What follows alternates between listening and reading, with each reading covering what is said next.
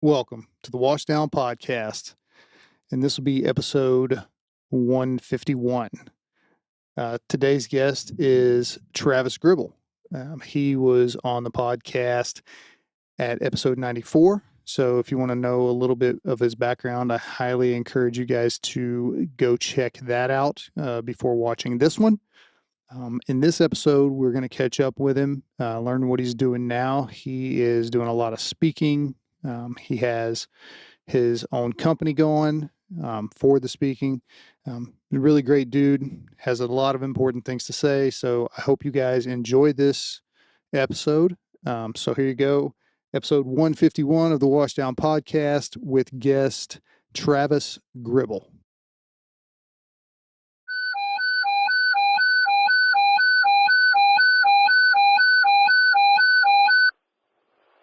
All crews stand by for emergency traffic. All crews stand by for emergency traffic. That's the unit with the mayday. Go ahead with your traffic. I love that voice, man. Oh, so Travis Gribble, back again, man. Fantastic to have you back. You got a little bit of acquainted with Chris a couple minutes ago, I assume. While I was chasing down my dogs, Gemma was going crazy. I got a 15-year-old Australian Shepherd, and there was nobody at the door. She was just barking because I don't know. Yeah, she's 15 and she can. So, Hey, I got a story. It was funny. I was doing a podcast with someone at that place we were renting here in Montana, and they have chickens. Well, they got a rooster. And I'm in this place trying to record, and this freaking rooster right outside the window is just going ape shit. I'm texting my wife, come down here, you fucking rooster. This guy's like, he said, I got to tell you, I've had dogs, I've had kids in the background of people. So the first time I've ever had a rooster going crazy. But oh, dude, That is hilarious. Speaking of which, let's get into that because I kind of want to hit that a little bit. As you started your own podcast. I did. Yeah, I will tell you, man, I am not as active or not regular like you guys are, or a lot of other podcasters are. I just, I honestly kind of go with it when I feel I need to put something out there. I've done some interviews. Some of the interview stuff I do, I take clips of those videos and use them in my presentations when I'm traveling. One specific, a good buddy of mine talks about suicidal ideations. So we included that in our presentations. So yeah, I'm not regular like that, but I do put some content out every once in a while, or I, go on a rant or something like that. Something pissing me off about things. Yeah, because I do know everyone says, "Hey, you got to be consistent to get the followers," and I'm not.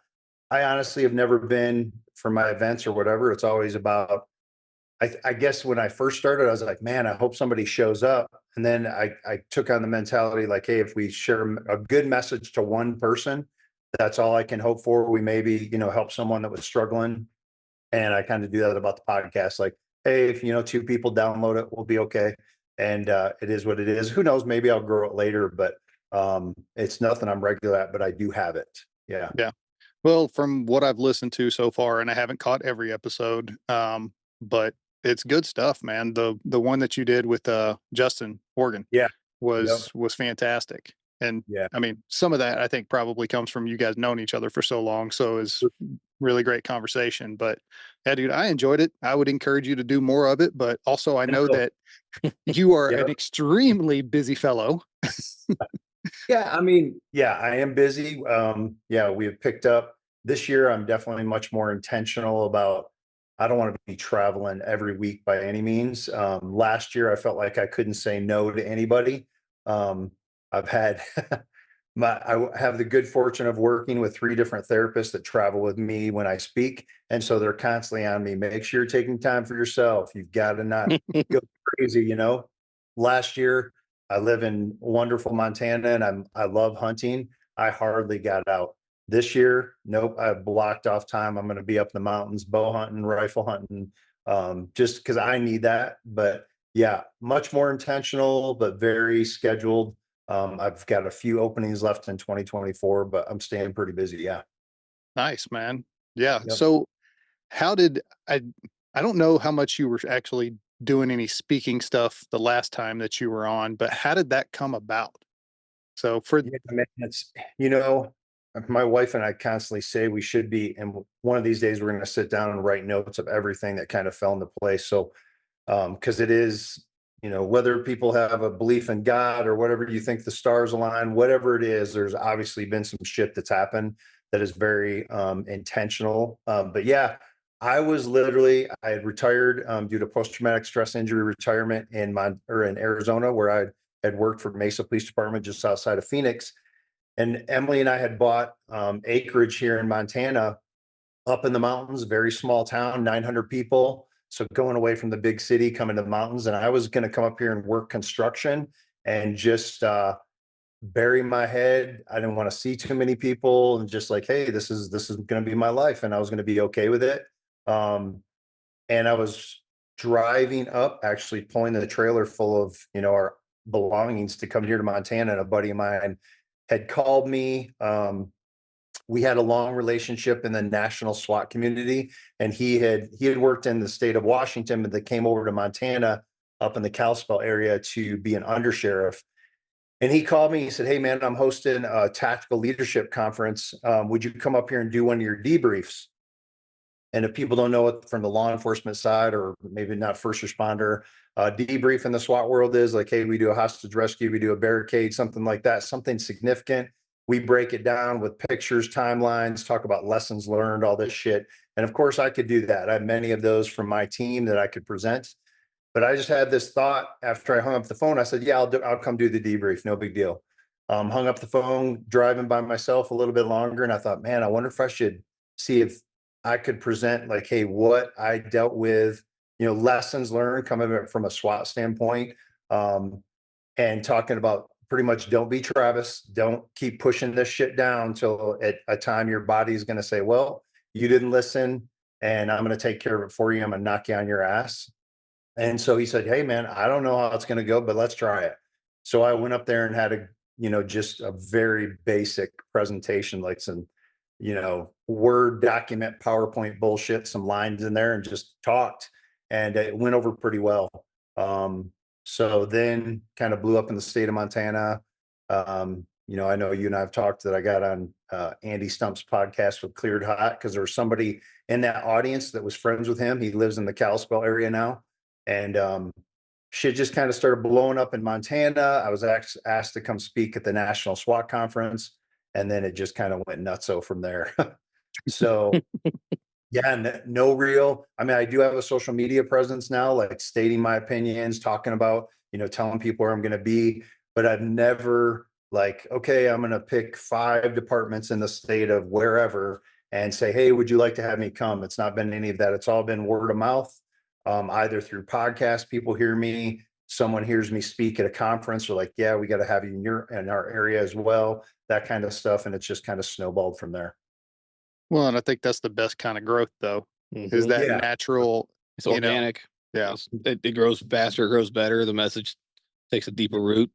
Right. Organic. And I tell you guys, like, I mean, people are always like, oh man, what you do, this is great and all this stuff. I think there's a ton of different first responders that could be doing what I'm doing. And I always say that, hey, I mean, I've had some people I've had the fortune to walk alongside that are struggling. And they're always like, thank you so much. What can I do to help? I'm like, hey, just promise me you'll tell one person your story. Like when you get on the other side, share where you were, share what you went through. Most of the times they finally figure out what EMDR therapy is. They go through the process, and then they're so much better for it.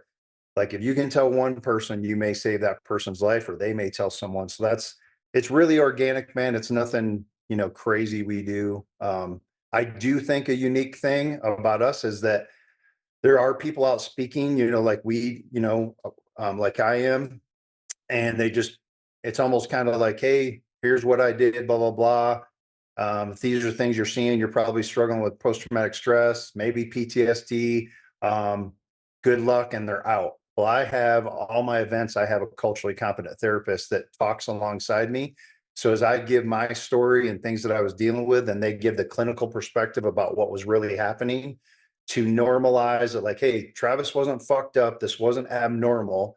he was having a very normal human response to the trauma he was experiencing day in and day out. And then give an educational piece of what PTS and what PTSD actually looks like, so you can be self aware. We talk about suicide, how that's affecting our communities as first responders. And then they also talk about the therapies that I went through and why it works specifically for first responders and veterans, and how important it is to deal with that traumatic stuff. So, Yeah, it's we've talked about that, I think, probably ad nauseum on this podcast. Just the fact that, look, you're not, and we kind of talked about it yesterday a little bit on one of ours that we did, of you're not special, right? And what I mean by that is all of us are feeling these same emotions, but the brain does this fucked up little thing where it's like, oh no, I'm the only one that feels this way. Well, you're not. yeah, It's a normal human reaction to a lot of the stuff that we see. And the more that we can normalize that and show that post-traumatic growth afterwards, I mhm, mean, that's what we really need to be focusing and highlighting on, because just because you have these issues doesn't mean you're broken, doesn't mean you can't, live a full life and do things afterwards, or even continue in your career field if you choose to. yeah, But sometimes you can't, which is, I mean, that right, happens too, yeah. but it's normal, and we have to start highlighting that growth portion of it, which it sounds like that's what you're doing. So, Yeah, agreed, man. And I mean, I think we can change the narrative and lessen the effects of this career if we start teaching this stuff in the academies. yeah. And quite honestly, leadership, that's one of the biggest things I want to bash my head against the fucking wall at times. Because all this stuff like literally is out there, man. Um, when the three of us were coming up, no one really talked about it. PTSD was like something the military had, but now we're literally laying all this shit on your doorstep. Like when you talk to a culturally competent therapist for the first time, they explain what EMDR is and they explain how it can help. It's amazing to hear. So I would say to like every top tier leadership, I would be having meetings with these types of therapists, like explain what this is to me. How can I offer this to my people to help recruit and retain the good people that we have? And I know a lot of it, man. You guys know, you've been in the business. A lot of it comes down to financial. Everyone's like, oh shit, what's this going to cost us? What does this look like? But I would say you either pay now, which will be less on the front end, teaching these guys and gals in the academy, versus they've been on the job for 15 years and then they think it's all of a sudden shit hits the wall. It's not all of a sudden. This stuff has been building up year after year after year, but they're scared to come forward and talk about it because it's still demonized in our industry about, there's still even an organization that says, we're doing all these things for mental health, but behind closed doors, you still have parts of the department agency that is saying that's bullshit. We don't believe in mental health stuff. Like, suck it up. What are you doing? It'll destroy any program that this organization has put in place. Oh yeah. Or they just make it hard to utilize those, Yeah. resources of, well, Mhm. you have to jump through this hoop and jump through this hoop and jump through this hoop. And, get back to your point on the whole, how are we going to pay for it? And I 100% agree with you.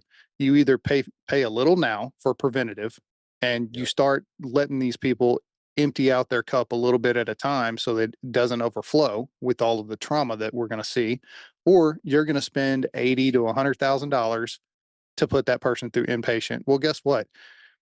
Inpatient programs, number one, they're not cheap. And number two, they are not plentiful. Right. Like, I mean, go down the fucking rabbit hole and try to find some. Yep.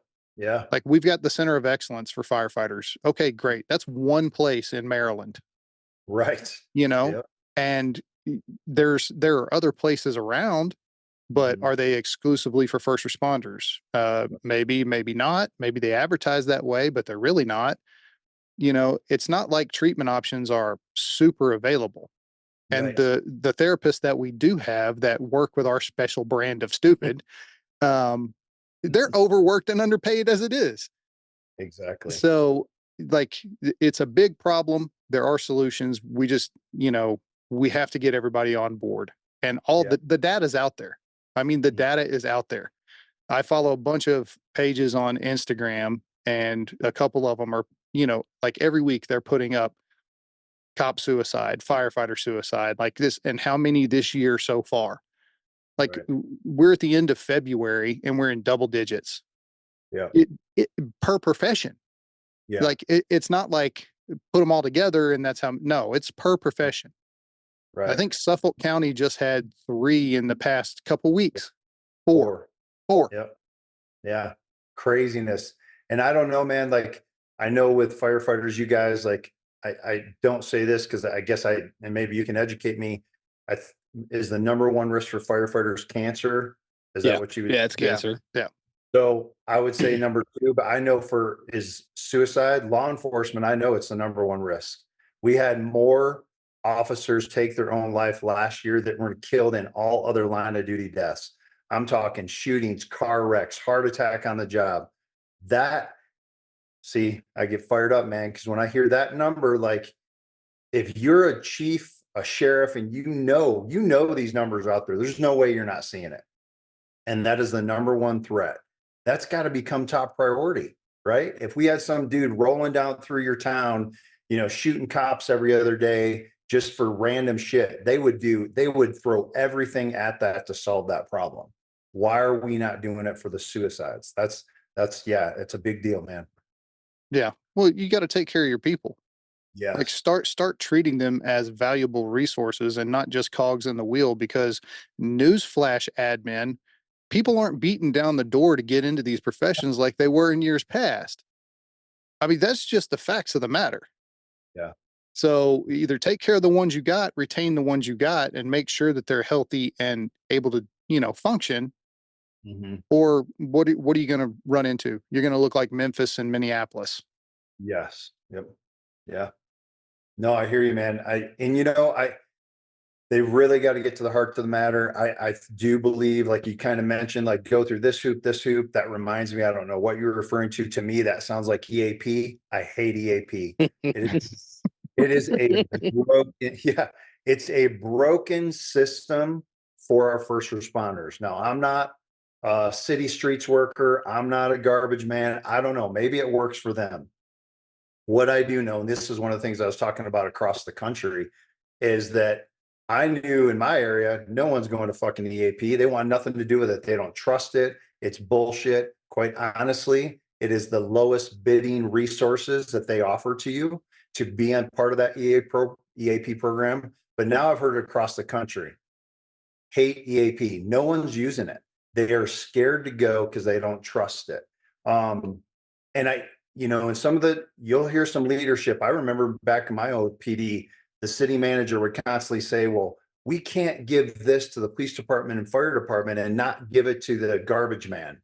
Well, you have to understand that their job is obviously well needed. We have different needs though, and how we look at things. And you have to understand, like you said, a therapist understand our weird world and how we think. We need people like that. I had one of the therapists that I work with here in the state of Montana. She had an organization, because every place we go, man, the therapists are walking out there and people like, hey, I need to come see you, all this stuff.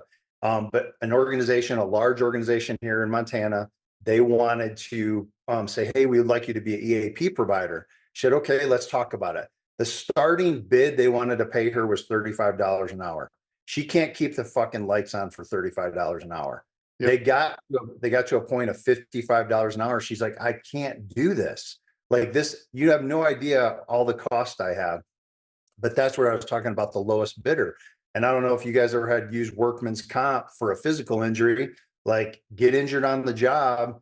And quite frankly, a lot of the medical doctors that they had set up for you workman's comp weren't the best in the business. And if you would try to use your own people, the city would fight you every step of the way, man.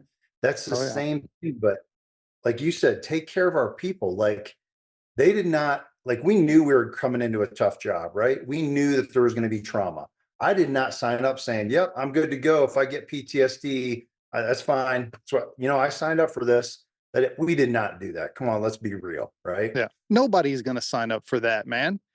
Yeah. I mean, it's Yeah, that's the most asinine like thing. And, we joke about it on the podcast, but it really is one of those things that, to use a Peter Griffin reference, it grinds my gears Yeah. because, I mean, obviously, yeah. Do you know that you're going to see some stuff? Sure. We all know that coming into the profession, right? We can all agree on that. Right. However, you don't know until you actually see it, what it is like to see that stuff. And there is nothing that you can do. There's no amount of sitting in a class and going, okay, well, whenever you see a dead baby, blah, blah, blah. Great. That's a head knowledge of it. You don't have that physical feeling of being in the room with all of the smells and all of that stuff, right? Until Yeah. you go through it. What they Exactly. need to do is teach you how to handle that stuff. Like, Mhm. look, this is what you're going to feel. This is what, and they just, I don't know. Maybe there's some department out there that's doing a great job at it. I haven't heard about them. Yeah, I agree. I mean, a lot of people say, okay, if you take law enforcement, for instance, and I don't know where you guys rate the suicide threat for firefighters, but okay, if it's the number one threat, we receive the minimal amount of training compared to anything else to deal with what we're going to experience, and we never know when it's going to come, man.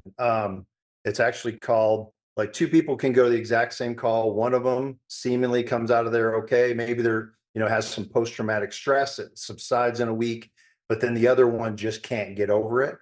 What happens there is it's called a cognitive break. This is from the professionals. Our brains are equipped that when we are in the middle of a traumatic incident and that thing is coming to an end, it is supposed to, when things are firing correctly and everything's going to go fine, you were able to process that trauma pretty quick and already get it ready to be stored correctly. One person could have that break and it just stays up all here in the frontal lobe. And any little trigger, a smell, a sight, an item, it puts you right back in that call. Drive by an intersection. Science does not know why that happens to one individual and it doesn't happen to another on a call. But the fact is, it happens. And if we knew this and accepted that and taught our people that, we would know, like, okay, hey, this has lasted longer than a couple weeks. I need to go in, definitely see a therapist, probably going to get into some EMDR therapy and deal with this to appropriately process the trauma like our brain had intended to. Yeah. Well, it'd be super nice if they would do that. Yeah. Right. Well, Yeah. And yeah, man, the academies, it's got to start in the academies. yeah, I 100% agree. Mhm. 100% because, Yeah. and I was talking about it the other day. It is our job as those senior people, right, in the profession, pass on knowledge that we've learned. That is not limited to how to force a door, how to deploy hose line, how to do, whatever it is, SWAT guys do, Yep. it's not just limited to that. It is how to deal with this job, how to deal with all of the turmoil and all of the heartache and the mental stress and not taking that back to your family. And, you know, yeah, basically just how to deal with all of it as a whole. That's what we need to be teaching these people that are coming in, Yeah. because what I am seeing is we are seeing people come into these professions now. I've seen more people quit with a year on, 2 years on, 3 years on. Like they come in and they are gone. Mhm. Now it's variety of reasons, but I think one of the driving factors is they come in and they run a couple bad calls and they're like, fuck this, I'm out. Like, I don't need this in my life. Mhm. Yeah. And I don't know what the solution is to that other than you got to prep them better in the academy. I definitely And think getting the senior leadership out, the quote unquote dinosaurs of the jobs that were brought up with that mentality of you suck it up and push it down and you don't talk about it. You go to the bar and you have your 10 drinks. Mm. That that's got to go yeah, Right. because you're instilling values and habits in people that are wrong. We don't let kids touch a stove for a reason. Mhm. That's how you get burned. Same thing with what we're talking about. It's getting the right people in the right positions. Which I Yep. know that's taboo too. I get it. But Yeah. Oh shit, man. Yeah, it is. and I've said this a couple, I do a couple posts or whatever now and then when I get fired up, I'm like, hey, if you aren't willing to change, then please like turn in your papers and walk out. There are people ready that want to embrace this stuff and like do it the right way. Like you mentioned the Suffolk County thing. When the newspaper article came out talking about it, the small headline that, man, it pissed me off was like, those 4 suicides push the department to, or push them to push mental health awareness. It took 4 suicides in Suffolk County. If people don't know, that's no slouch of a department. It's 2,500 sworn. That's one of the largest PDs in the United States. That means their leadership are going to all the top tier leadership, conferences, whatever you want to say. They know this stuff was going on, but it took 4 suicides to push. That's a problem, man. That's ridiculous. It makes you wonder if in those conferences, if that little 2-hour window when they talk about the mental health part is being ignored and not, that's the one they skip to go do whatever. It makes you wonder. Bar, yeah. Yeah. Seriously. Well, I think you hit the nail on the head with that, though, of now they're pushing awareness. Okay, well, great. Guess what? Everybody's fucking aware that this is a problem. We don't need awareness. We need action. Like we need programs to be put in place. And there are plenty of people out there who have gone through this and come out the other side, yourself included, that, hey, this is what worked for me. Let's start doing this shit. Yeah. Let's start pushing these put a program in place for your department. This is how much it's going to cost. Let's go. Mm-hmm. And it doesn't have to be like, start with fucking wellness checks.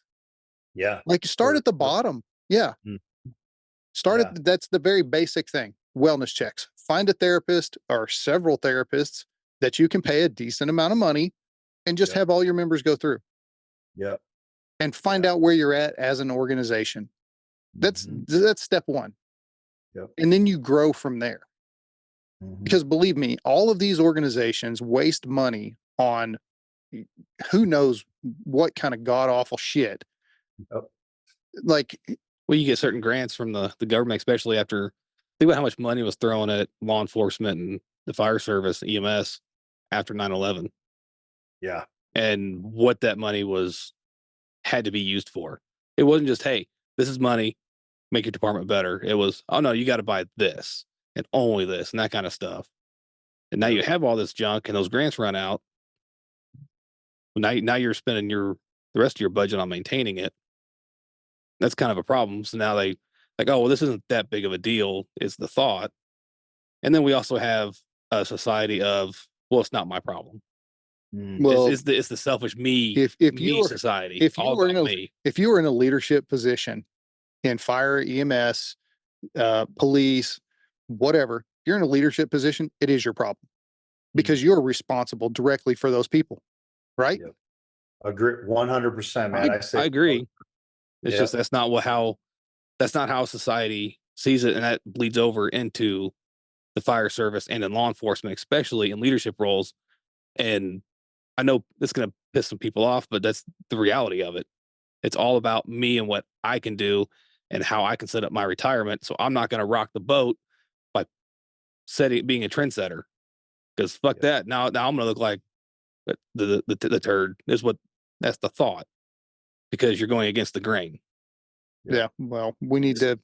It's Captain America, and when he fought Loki, it takes one man to stand up. It was one old guy that stood up. I was like, "Fuck you, dude." Right. like, like I've been through this before. That's what it took. When I talk about, because I do some things in my presentation with leadership. If you were elected sheriff, you obviously chose to run. You're chief, you threw in your hat to be appointed chief. If one of the things that just by taking that position you agreed to is you agreed for the community that you serve, that you are going to put out the best possible product. That can come with equipment, all comes with the personnel as well. For me to be at my best, I need to be sound mentally and be prepared to deal with the chaos that society is going to present me. If you aren't taking care of your people's mental health, you're failing. I mean, there's no beating around the bush. You are failing. And you mentioned some programs, man. I'll tell you, one thing that we do, I've seen it work now a few times when we've done some consulting with organizations. One specific sheriff's department here, pretty sizable department here in Montana. So they knew they had a broken system. They knew their people did not want EAP. So what they ended up doing is they contracted. So they put a therapist on retainer. This therapist gives them 1 day a week. This whole day is assigned to that department. Me as the first responder, if I'm a deputy there, all I have to do is call that therapist and make the appointment on my own. The department never even knows. The only thing he reports back to the department is how many people he saw that month. So they know numbers. And what has been amazing to watch is that before all this happened, no one was talking about this mental health shit. Now some of them have came into leadership and they've thanked them and said, thank you for doing this, because I was never going to go through EAP. And those are the types of ways of thinking outside the box and getting away from how we've always done things and to provide this resource. And quite honestly, it's been amazing, man. It's saved some dudes' lives that were just broken, or they thought they were broken. They thought they weren't coming back. They were losing marriages. Some of them suicidal ideations, and now they are back on the horse, performing, highly functioning officers and just doing amazing things. So there are ways to change, but again, that costs a little bit of money, right? That's that costs, but it's worth it in my opinion. Yeah. And my wife actually does that for a department here where we're Awesome. at. But it's paid for by the FOP.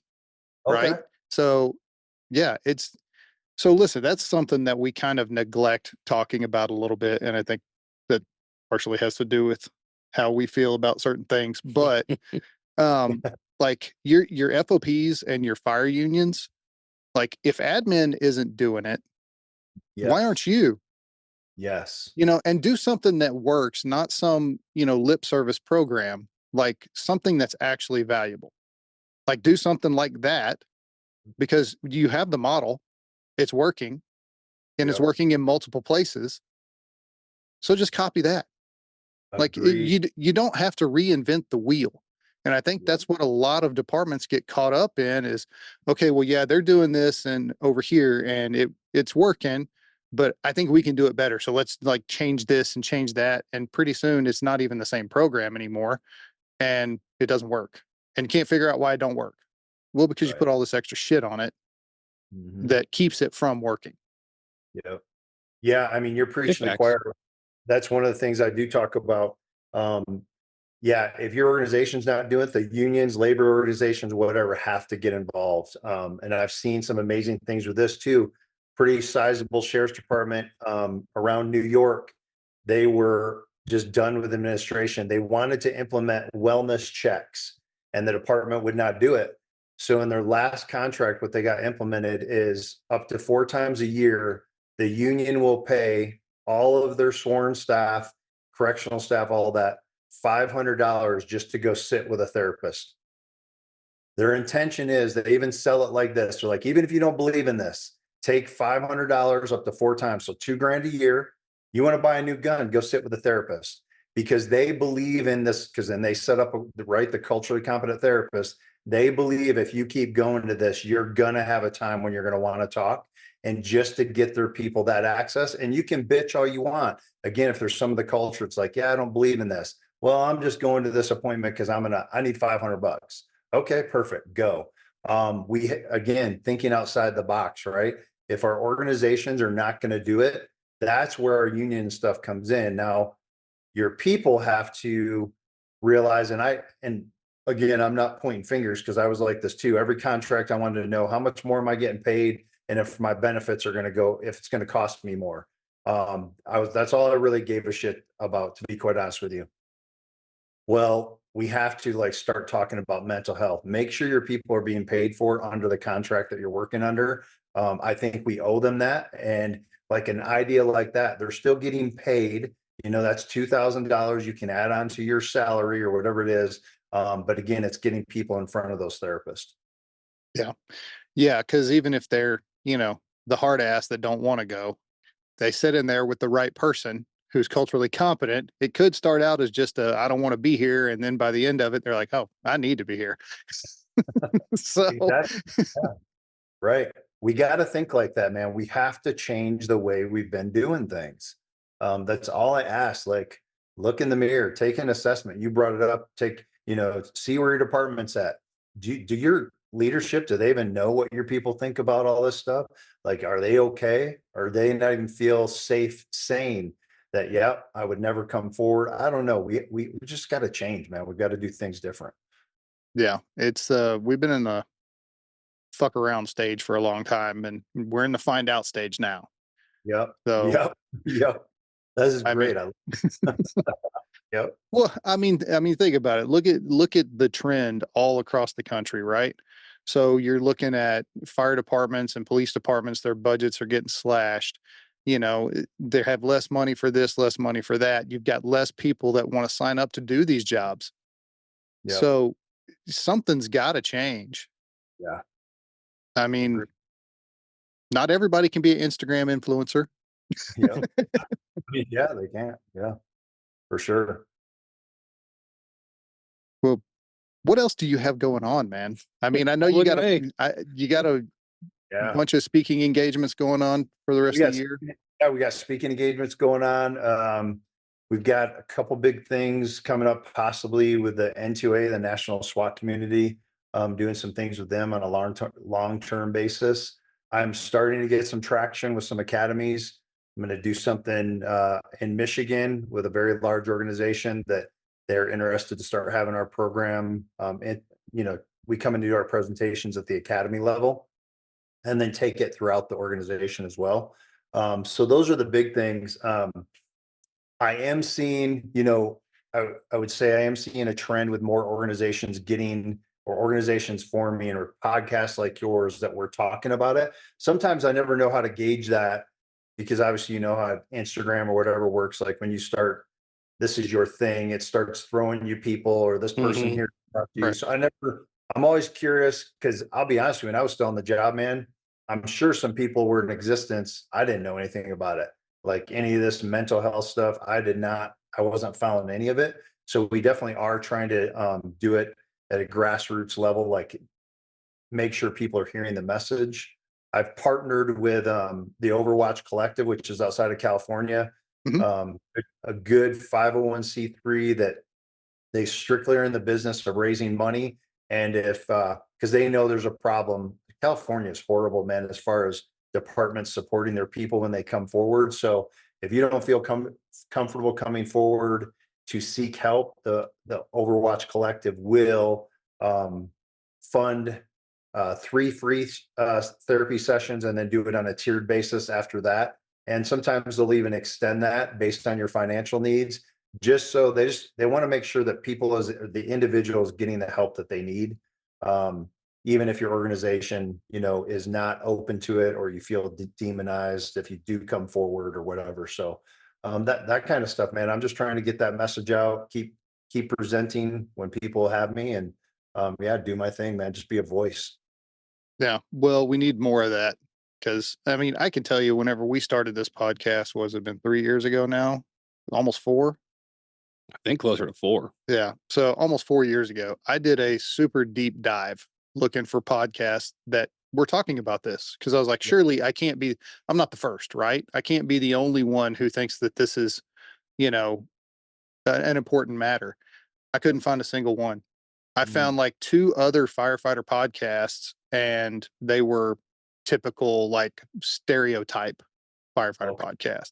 Yep. And now, yeah, it's the algorithm on Instagram. I see a bunch of new ones popping up all the time, which for me, that's fucking great. Like well, don't you think that's competition? Nah, dude, there's no competition with this subject. Like the more people that we can get out talking and spreading this message, that's just better. Yeah. Because eventually there's going to be enough of us that go, hey, this is a problem. We want change. Admin is going to be forced, and the city leaders are going to be forced to listen to us. Yes. Yep. Agreed. That's so important. And you bring up a good point. It's not a competition with anyone. We need as many people out there doing, this kind of stuff as possible. I'm seeing a big push too, thank God we're adding dispatchers into it. We're adding civilian staff. I did an event in California last week, and we had 2 county attorneys show up. And they, one of them specifically was the county attorney that prosecutes the internet crimes against children. So she was talking about the trauma she faces. So these are things we have to think about. The civilian support staff that they're seeing, acts on cameras. They're reading these reports. They're processing scenes. We have to include them into the fold as well. And then, I mean, I'm sure you've talked with your wife about this, doing what she does, but man, we need more culturally competent therapists. So myself and a couple organizations been throwing around, possibly doing a couple conferences across the country to where it's almost like a training conference to like, what does it mean to be a culturally competent therapist? Because I realize we have some amazing ones, like your wife gets it because she's married to you, right? She understands, but there are people out there, I think they would want to help us, but they have no idea what that means. And I've also found out that in the academic world, the way they show therapists how to be, it's very hands off. Like you don't tell them anything, any details about you. It's not through relationship, any of that. We need that. And so, I know. yeah, we need that trust. And so we got to change that too, man. There's so many things that I want to do as far as that. Because when I go to these places, I work with the Overwatch Collective, and they have vetted therapists across the country now that they put on their website. But I'll go to a spot and like, yeah, we have one in that state, but it's 4 hours away. And we're begging for people that want to do that. I have seen a trend too with former first responders, or they're coming to the end of their career, that they're like, I'm going back to school to become a therapist because I want to work with my brothers and sisters and help them. Talk about amazing. Talk about people that would get what it is that we go through and what the success could be. That's the kind of shit we need to be talking about as well. Yeah. And we've actually, Mike Delaney, he was a cop here in the city, and Okay. that's what he's doing now. He got Awesome. medically retired, and he's going back to school, be a therapist. So, and I've talked to a couple of other guys, some former firefighters that are doing the same thing. But you're right, man. The lack of culturally competent therapists, it's kind of astounding. But when you think about it, not really, because there's just a lack of therapists in general. Yes. And part of that is, whenever they get into the career field, like the pay is not great.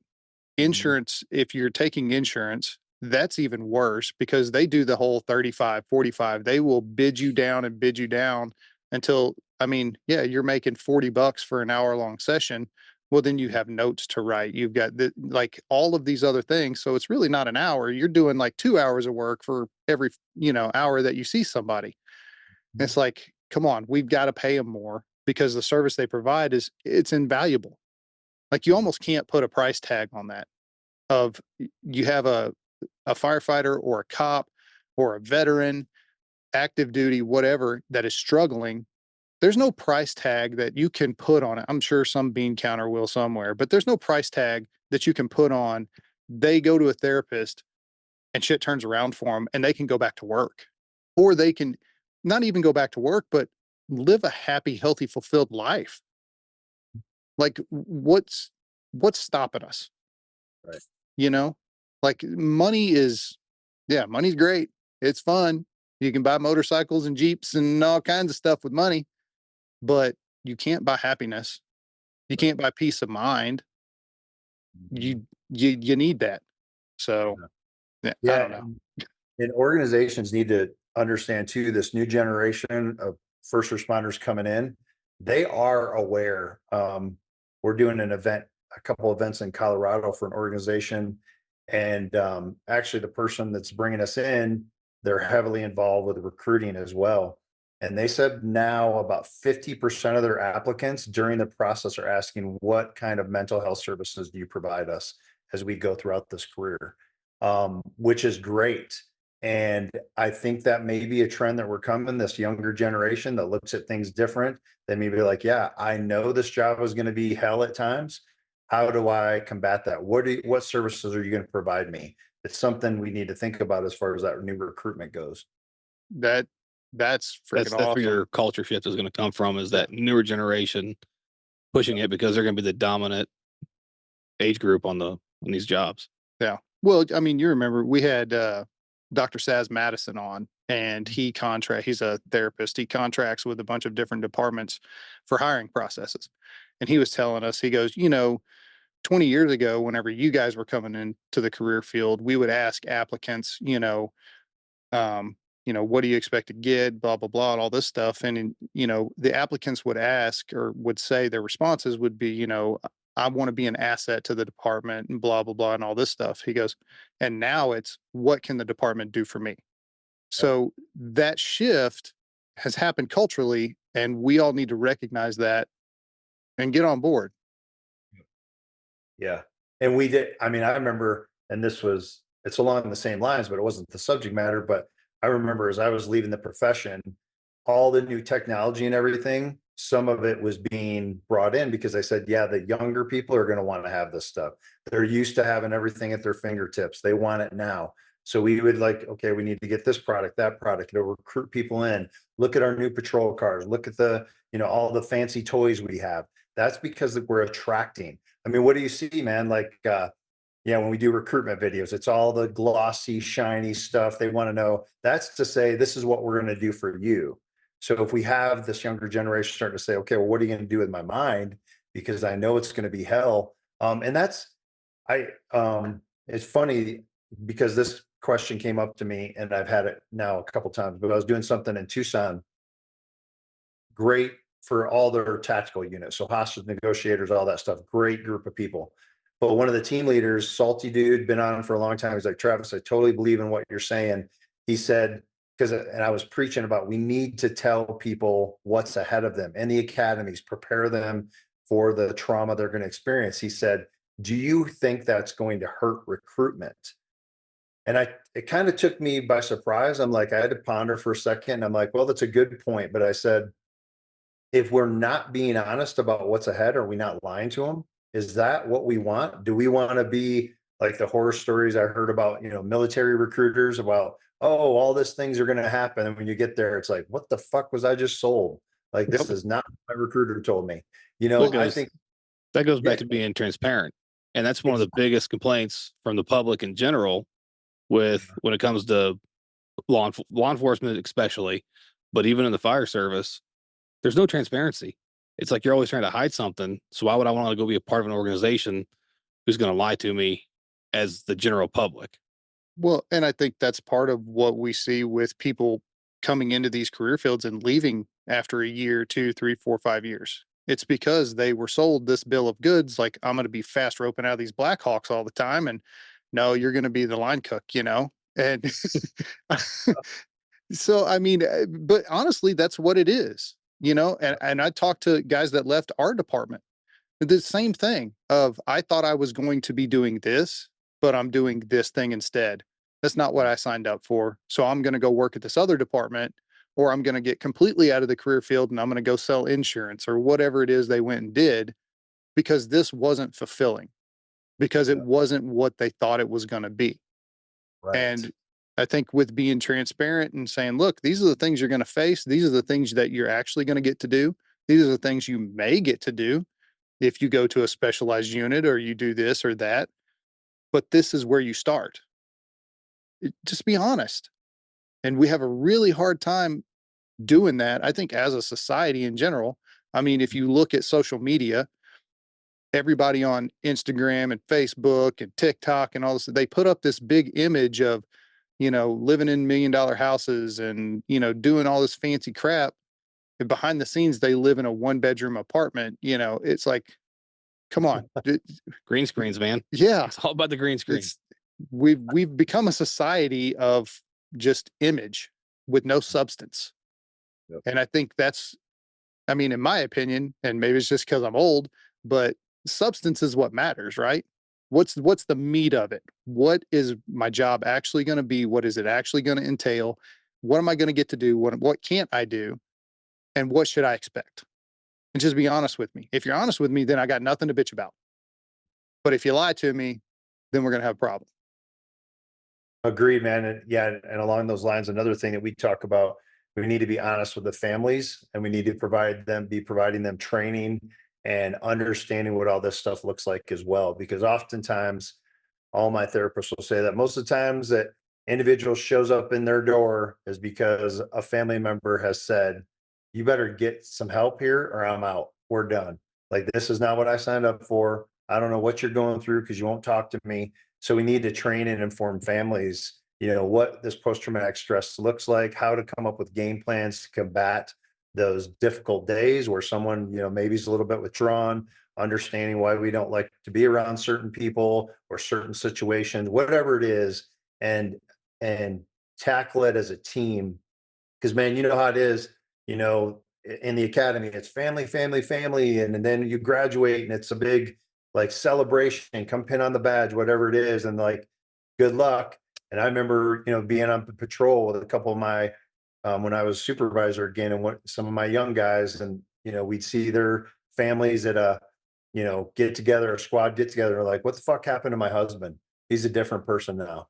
Like, well, it's I didn't know how to explain it to him, but Right. those literally are some of the things that are happening. And I've seen some cool, there's actually a California podcast. It's called Wives on Fire podcast. And it's a couple Mhm. firefighter wives. And all they're doing is talking about what it means. Like, yeah, like you guys are gone for 48 hours, 72 hours, whatever your shift rotation is. And you're on your own now. You're a single parent for these 2-3 days. And then, the spouse comes back in and what that looks like. Those are the types of things we need to have happen. If our organizations aren't going to do it through these venues, hopefully we can train people up and give them all the good information. Yeah, 100%. So, well, and I think that's some organizations do a decent job of, you know, hate to say EAP, but some of the mental health stuff, it does involve the family as well. But I think that's pretty much all the programs need to do that because it is, like you said, I mean, look, whenever we came on the job, they said you take your feelings, you put them in a box, you leave them on your bed, you can have them when you come back. So Yeah. that's compartmentalization to just a bad way and not total and all that stuff. I get what they were trying to say, but it was just wrong. Um, you cannot be two different people. Yeah. If you do, you're going to tear yourself apart, right? You can't be at home Travis and then be at work Travis. Now, are there different aspects of, how you need to behave? Sure. When you're dealing with a suspect, you can't be the same as when you're dealing with your wife. I get that, but you're the same person no matter where you go, and you got to figure out how to reconcile that. And you can't take all of that trauma home with you and take it out on your family.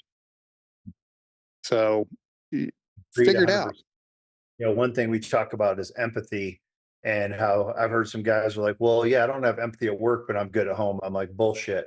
There's no way you walk out the door of work and like switch back on. Now I have more empathy when I go home, man. Um, I've never seen it. That's not how it works. Like, when that shit is breaking down at work, it just carries over into the home. It really does. It's Yeah. very hard to separate that stuff. Yeah. And when the wheels start to fall off at work, it's already fallen off at home a long time ago. Exactly. So, Yep. and that's why cops and firefighters have a way higher divorce rate For than the sure. average. I mean, it's the stuff that we deal with, the changes that comes to our personality without dealing with that stuff because we just shove it down and lock it down and oh, I'm fine. No, you're not. You're fucked up. Just fix it, you know? Just take the time and fix it. It's okay. We all go through it. Not a big deal. I keep seeing this, and I know you've probably seen it too. This whole the average person will see 3 traumatic events in their life, and a first responder will see over the course of their, let's say, 20-year career, they'll see 175. Mhm. I don't know where they got 175 from, but that is not even on the low end of the scale. Like, No. you can see multiples a day, every day that you're at work. Yeah. Like, I know me personally, I've ran more than 175 car wrecks, Yeah. Yeah. and that's just car wrecks. Yeah. And I know I actually had someone ask me about those numbers because I think I put it out. And again, it's probably really hard to track this, but the 3 is right for normal civilian population. They say based on agency size, because you guys know no different than police departments. You guys are in a larger city, fire department. I mean, I think people would be shocked how many 2-man police departments are across the United States, right? That get 2 calls in a week. I mean, that's actually what a lot of our law enforcement is. But they say based on department size, call volume, anywhere from 200 to all the way up to anywhere between 700 and 1,000 based on a call volume over your department, based on what are you in a specialty unit? What kind of stuff are you running? Those types of things. But even if you said 200, man, versus the 3, that discrepancy is ridiculous. Yeah. Like, and the organizations, they don't like to hear the word cumulative because they're like, fuck, what do we do about that? But I'm telling you, day after day, and if you do not have a plan in place on how to deal with the cumulative effects of this trauma, one of the it's the DSM-5, whatever clinical health book, when they describe complex PTSD and talk about what it specifically says cumulative repetitive exposure to trauma. Dude, that's us. And if you hear that, it's craziness. Like, I don't know if I told you last time, but one of the people I've become, friends with, acquaintance, however you want to say, very top tier special forces type military unit in the heart of Iraq and Afghanistan during all the shit. And they said, I don't know how you do what you guys do, Travis. And I'm like, what do you mean? He said, well, when we go on deployment, we're with our group over there. Of course, we had to see some horrible things, lost some buddies. When we come back after doing a hit on a target, whatever it is, we're with our group, we're with our units. I don't have my 2-year-old screaming at me. I don't have to go to this work party of my wife, this kind of stuff. You literally could be on one of the most traumatic calls that a human being could ever imagine. And 2 hours later, you're walking back in your door and like supposed to be like everything is okay. That is not humanly fucking possible. Like, we have to better equip our people and realize what we're asking them to do in and out of chaos, 4+ shifts a week for 20+ years. Like, I look back at it now and I'm like, I'm an idiot. Like, I did not see this stuff. Like, it went, because now, right, man, when you look at it globally, you look in the rearview mirror, you're like, well, no shit, I had some stuff to deal with. Like, everyone does. I don't think you walk out of this career without some scars.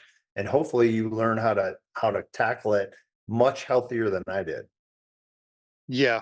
Well, and I think that's the thing. You're not going to come into this career field and come out the other side the same person, which, I mean, that's just part of life though. You wouldn't want to, would you? You want to grow and become better and, improve yourself as you're aging and going through stuff. And this gives you these career fields, if you look at it this way, give you the opportunity to develop a massive amount of resilience and work on your mental health, work on your physical health to the point where you're at the peak of what you can become, right? If you take that opportunity, or you can go the other route, which is what we have done historically, and come out the other end out of shape, heart problems, mental health problems, alcohol, drug addictions. That's the norm, right? Unfortunately to say, that's the norm. Yes. And we need a culture shift to where we start paying attention to those things, the mental health, the physical health, all of those things, because what's the average lifespan after a police officer retires, right?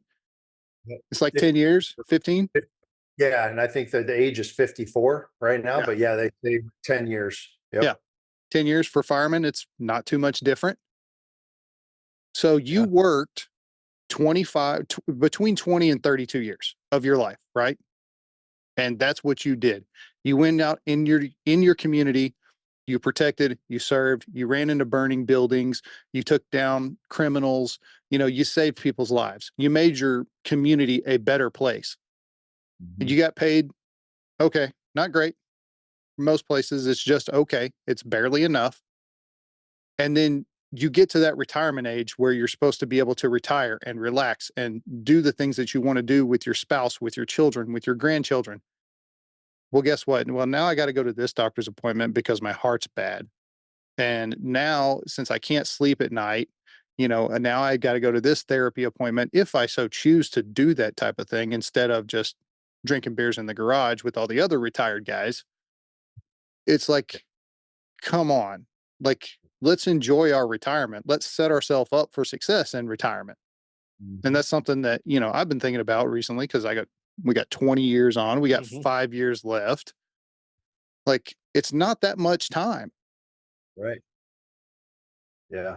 And you did say something about, yes, as human beings, we change anyways. As we grow older, we tackle everything in life. But I just read an article by a major university talking about first responders and trauma. They say that a first responder career is one of the only careers that literally changes your personality. And you think about what that is, changes your personality. So the person that I was, I mean, it's not just like, oh yeah, maybe, I don't know, I used to like this, but now I don't because of that. Like, we're talking every aspect of how you view life, how you interact with your family, how you see yourself, changing your personality. That is craziness if you sit back and think about it. And it's because of the trauma that we deal with, maybe the internal conflicts that we have with our organization. When you're giving a life full of sacrifice and you're not feeling that reciprocated for whatever reason, a lot goes on that can alter the way you just view everything around you and yourself, which is crazy. That's why we just need people to be equipped with seeking out that assistance early and often from the academy on. And like, this becomes the norm, that it's okay to go seek help when you're having those rough times. Yeah, absolutely. And just like, look, what I would encourage people to do also is just be honest and talk to the people around you. Like, develop those relationships with the people on your crew, the people that you work with, that can change that culture and you feel comfortable talking about it. Because we've talked about it multiple times of, I was just talking with a friend of mine a few months ago, and we were talking about mental health and all that. And he's like, I don't feel like I need to go see a therapist because, none of this stuff like really bothers me. And we started kind of talking about it. And, he's got a wife that he talks to. He's got friends on the department that he talks to, and he unloads all this stuff. That's great. He has a support system in place to where he can get all that stuff out and deal with it in a healthy way. Yep. If that's you, then that's fantastic, because we talked about it earlier, it's not going to affect everybody in the same way. We're all individuals. So what bothers you might not bother me the same way as, we might go to therapy and this therapy worked for you, but this other one worked better for me. You got to figure that out. And the key is to keep finding, or to keep trying until you find something that works for you. And then shout it from the rooftops and go, hey, this is okay. Yep, for sure. So, Absolutely. well, Travis, dude, thanks for coming on. I really appreciate it. Every time. It's a pleasure. So, Yeah. Chris, you got any closing thoughts? And then I'll No. throw it to him, and then no, you're No, good. I'm good. Yep. Fucking Man, I had to pick my parents up at the airport at like midnight last night, and my wife woke me up at like 7. I didn't get to bed till 1 or 1:30. Wakes me up at 7 because we had the Baxter in the garage.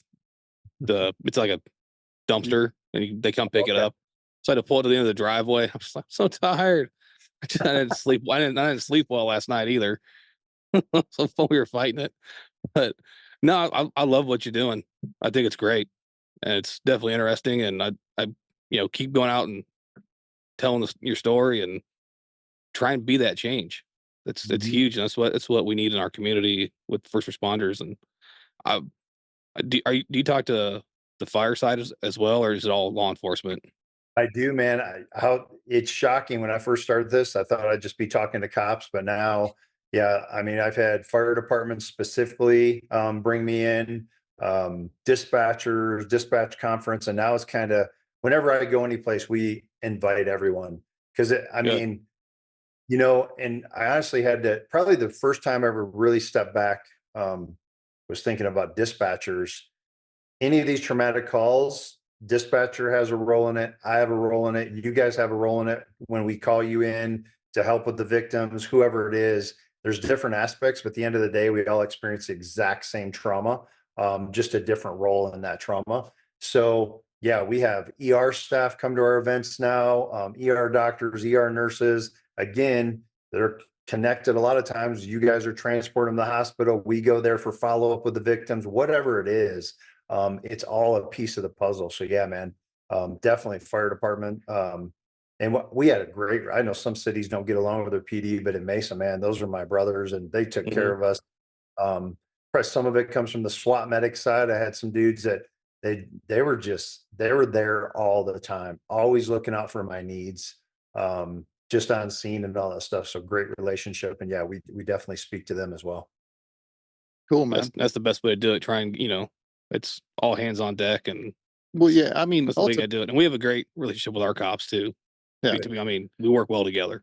ultimately, we're all on the same team, right? Yeah. Just like you said, we all have a role to play.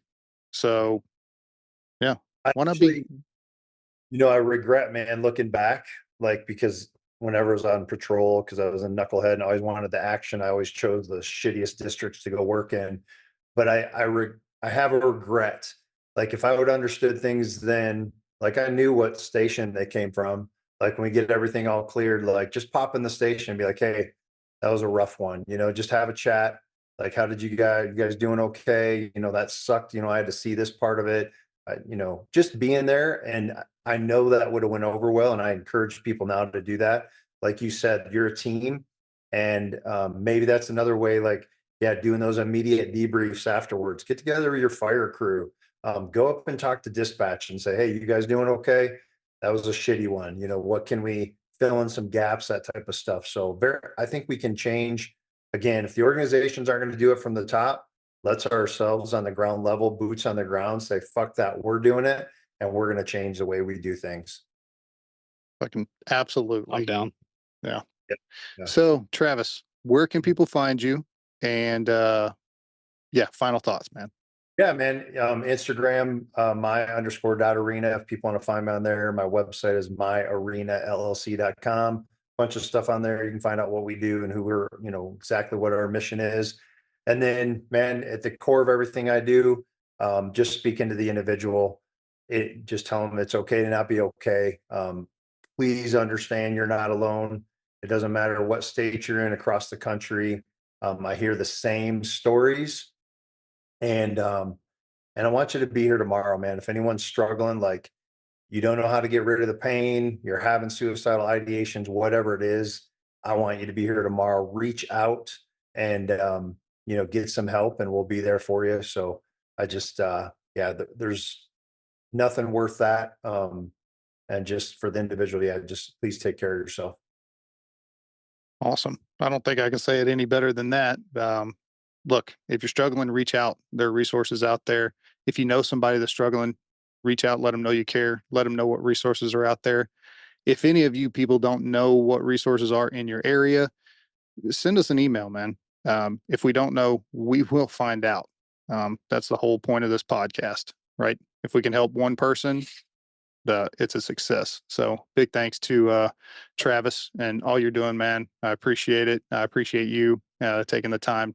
And Absolutely. thanks. And we'll see you next time. Thanks, gents.